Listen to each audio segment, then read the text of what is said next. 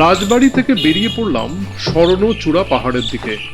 বেশি উচ্চতা নয়, তবে অপূর্ব পাহাড়ে প্রকৃতি। সবুজে মোড়া পাহাড়, উপরের আকাশে বর্ষার মেঘ।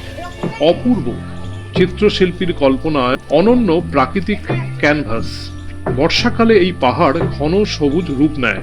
পাহাড়ের চূড়ায় মেঘ ছুঁয়ে যাওয়া দৃশ্য একটি সোনার মুকুট বা স্বর্ণচূড়ার রূপ নেয়।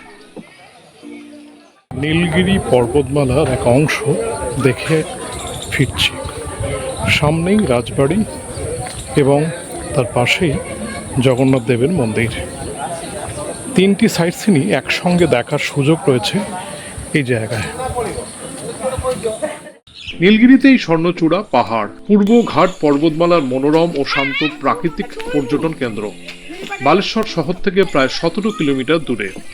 পাহাড়ের পাদদেশ নৈসর্গিক সৌন্দর্য এবং ঐতিহাসিক গুরুত্বের জন্য বিশেষভাবে পরিচিত।